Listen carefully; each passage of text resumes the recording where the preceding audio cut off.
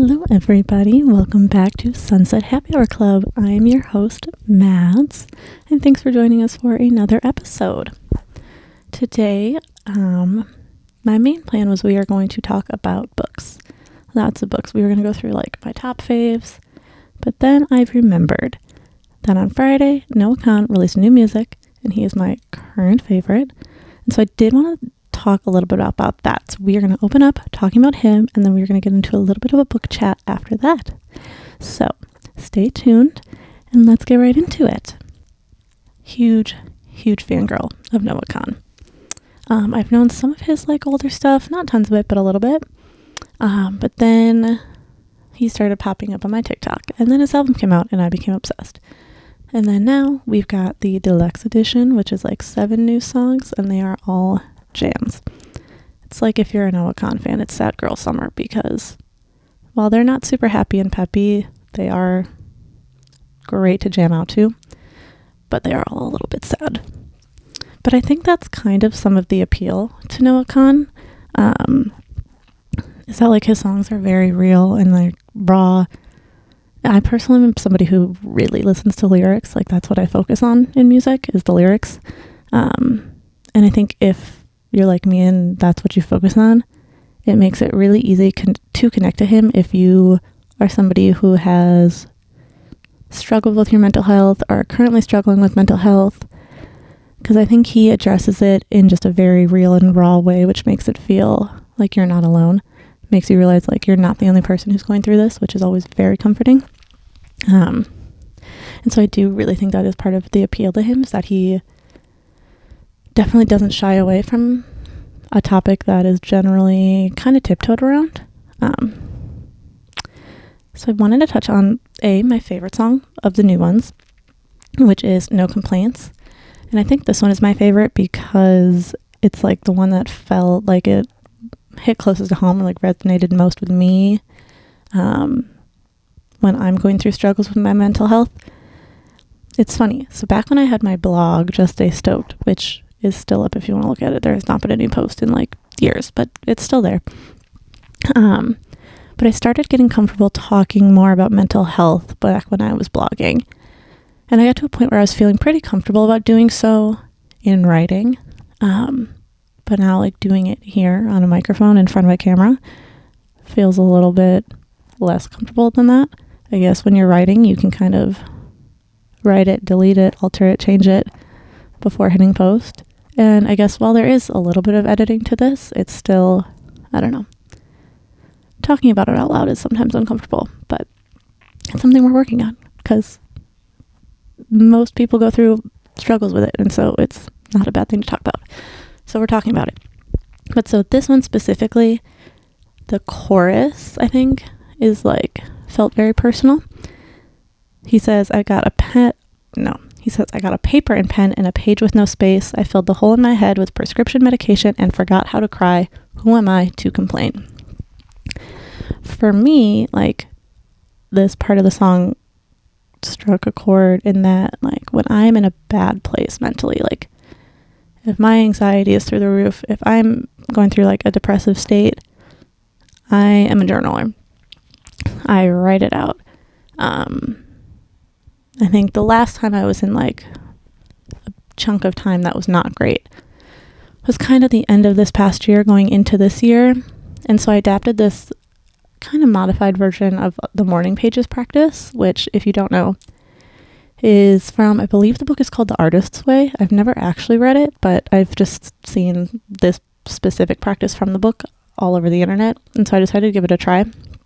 It's essentially, the first thing you do when you wake up is you free write, free journal, 3 pages, just stream of consciousness, get everything out of your head. I say mine's a little modified because sometimes it's not like the first thing I do in the morning, or if I really feel like I can't get out 3 pages, I'll, let myself stop short. Because believe it or not, it sounds like, okay, yeah, I'm just going to write for 3 pages easy. It gets hard. And then you start like second guessing the things that you're writing down, which is like kind of the point of the exercise, I guess, is just to like not think, just write, which as an overthinker is a hard thing to do. But so when I was, kind of going through it, and I was doing this practice of writing out my 3 pages, it becomes like chaotically writing, trying to get everything in my head onto paper, whether that be just to get it out of my head or to like try to sort out my thoughts. So to me, that's like, okay, I've got my paper and I've got my pen and I'm going to furiously write. And now I'm left here with these pages that are filled with words and thoughts. And like he says, there's no more space. It's all out there. And then he goes on to talk about, I filled my hole in my head with prescription medication and forgot how to cry. And as somebody who has been on antidepressants, that line is just very accurate. Like, there's nothing metaphorical about it. Like, it's not a play on words. It's nothing, like, it's just a very accurate statement. Like, you forget how to cry when you're on antidepressants. You stop being able to cry, which is a weird, at least for me, was strange. And like, I didn't love that kind of part of it. But yeah, so I think that's the chorus, especially of that song, just like felt very personal. Like I could super relate to it. And I think that's why that one's my favorite song. Also, of course, I agree with all the TikTok girlies. Dial Drunk, a jam. Again, it's a sad one. It makes me feel sad. It makes me feel bad, I guess, for like the narrator in the song, but it is super catchy. And again, like I said, I'm a lyric person, and I mean the like phrase at the end of the chorus, I'll dial drunk, I'll die a drunk, I'd die for you. It's really great wordplay. So like if you like lyrics, that's one that you're gonna really like. Other lyrics that I just like from the album in general, I guess. Growing Sideways, I think, is probably another one of my top favorite songs. He says, I forgot my medication, fell into a manic high, spent my savings at a Lulu, now I'm suffering in style. And as a Lululemon lover myself, I have chaotically spent in Lululemon trying to make myself feel better. So that is one of those lyrics that you like scream, sing along with, because you're like, yes, I feel you on that. Another one I really like is, if the sun don't shine till the summertime, forgive my northern attitude, I was raised on little light. And again, as somebody who does struggle with mental health sometimes, with anxiety, with depression, as well as somebody who lives in the Midwest where it is basically winter 9 months out of the year, my mood is greatly affected by the weather. So when the days start getting shorter and the weather starts getting colder, the northern attitude probably will come out, maybe a little less friendly, definitely feel more under the weather then. And then the last one is super short and sweet. It's I'm not scared of death, I've got dreams again, and that is from his song V Between Villages. And I just like that one because I feel like that one is hopeful. Like I said, a lot of his songs are very sad for sure, but this one just feels hopeful. It's feels like you're coming out of something and your motivation's back. You remember the things that you're striving for and you're ready to work for them. And so I just like that one. It feels a little bit positive. So yeah, if you haven't listened to Noah Kahn, I would highly recommend. The songs are jams. It's kind of like folkish music, I guess. Not like super folk, but in that genre. I would say like if you're like a Lumineers kind of person, you would enjoy Noah Kahn. I would definitely recommend. All right, so now on to what this episode was originally going to be about, and that is books.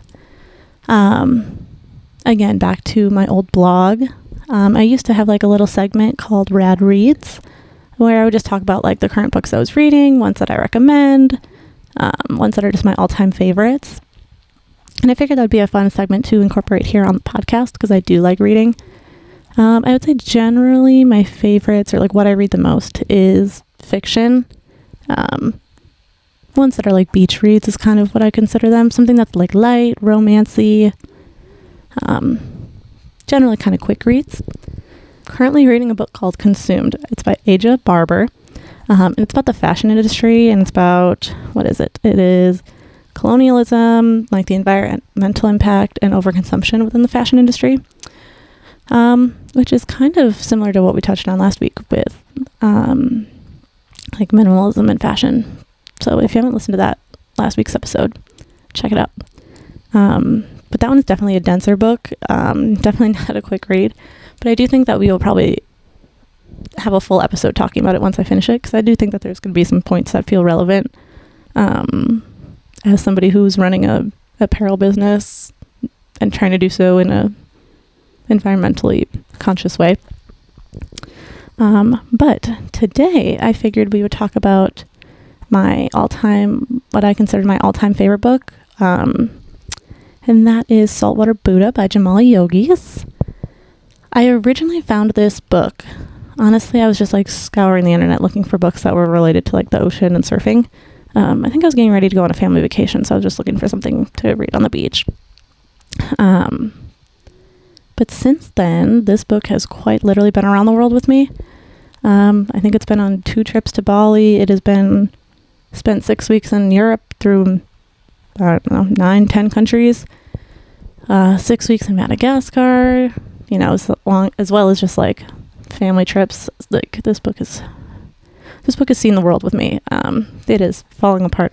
It's underlined, marked up, pages are falling out. But I guess that's how you know it's a good one. Obviously, with that much travel, I've read the book numerous times. I think I always brought it with me, like on my long trips, because I would bring 2 books. I would bring one that was a bit longer and something that I hadn't read before. And then I would bring this one as like one that I know I had read before that I really enjoy and that I don't mind reading again kind of thing. Because, when you're backpacking or on a long-term trip and you're trying to pack lightly, books take up a lot of space. So I would try to bring 2, like one that I know I like to read over and over, and then like one that was new and fresh.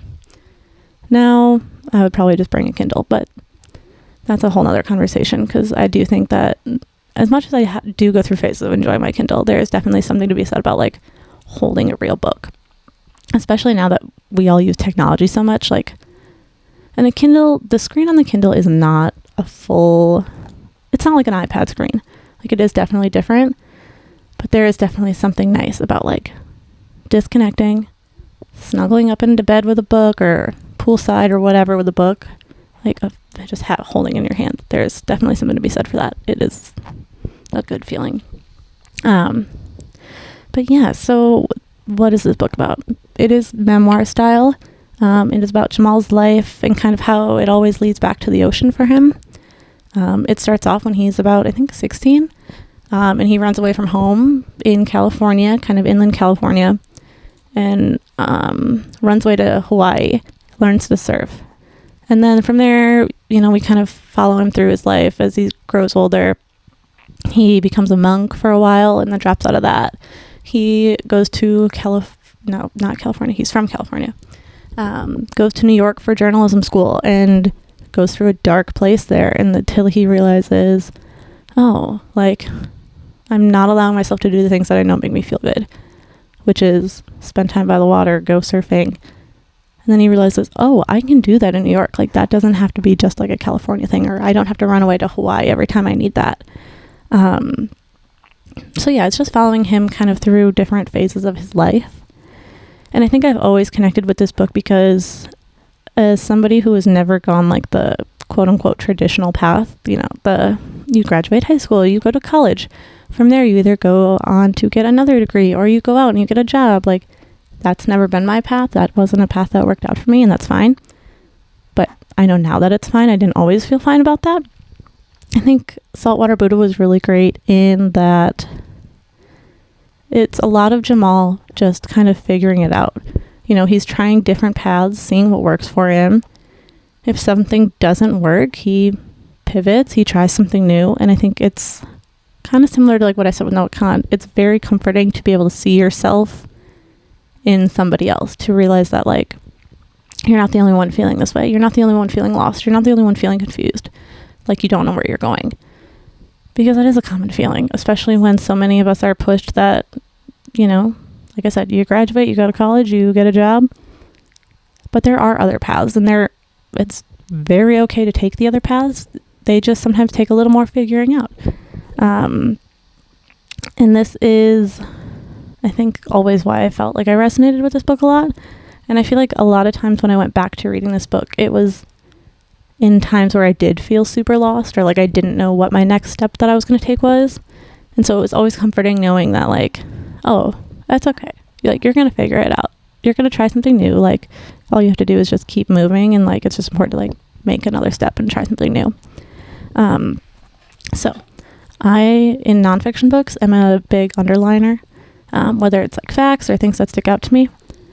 And specifically, every time I read Saltwater Buddha, there is 2 parts that I underline every time.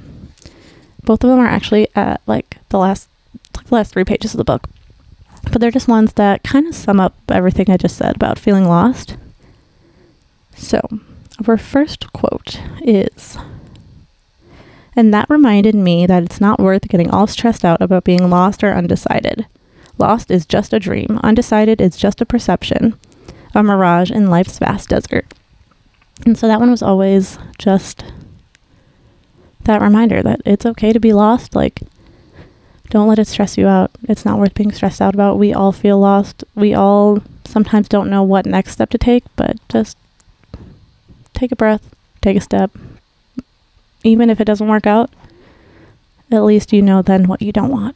And then on the next page, he writes, "I guess what I'm trying to say is that I'm learning to not want to be someone else, to just be who I am as is with nothing else extra added on." And I think that's just a good reminder that, like, ultimately at the end of the day, as long as you are being your true, authentic self, not trying to fit into the molds of what other people may think, like, that is going to be one of the biggest things that helps you get to where you want to be. So yeah, those are like 2 of my top favorite quotes. I do have other things in here that are underlined and stars next to them and whatever. And it's funny because every time I read it, I do end up finding other like new phrases that stick out to me depending on, what I'm going through in life right then, or, I don't know, things like that. It's fun to see, different colors and everything underlined from different times that I've read and being like, oh, for some reason that stuck out to me extra the 3rd time I read it, but then the 5th time I read it, it was this. So yeah, that is Saltwater Buddha. If you were looking for something beachy, but also something that's nonfiction that feels like almost, it's not self-help, it's not personal development, but I think it kind of leans into that a little bit just because of like the spirituality in it. I definitely recommend. And it's also kind of a lighter read, which is nice. I feel like sometimes books along the same line can feel heavy, but this one I feel like still falls into kind of like a beach read. It still feels real, but it's still kind of light. The spirituality in it is nice, but not like super overbearing. And, it all goes back to the water. And like for me, when in doubt, go to the water. If you're sad, go to the water. If you're happy and celebrating, go to the water. If it is the end of the day and you are ready for a drink with your friends, go to the water. That's like part of what the Sunset Happy Hour Club was created for. So yeah, that is our first Rad Reads here on the podcast. Like I said, I do think we're going to end up talking about that book, Consumed, that I'm reading right now, because I think it's going to be pretty relevant to like the business aspect of things. But other than that, I would love to hear what you're currently reading. You can either head over to Instagram or TikTok and let me know there. Otherwise, we are on YouTube for the video version of the podcast, so you could let me know in the comments there. We are everywhere at Sunset Happy Hour Club, and we will see you next week with another episode. Thanks for tuning in. Bye!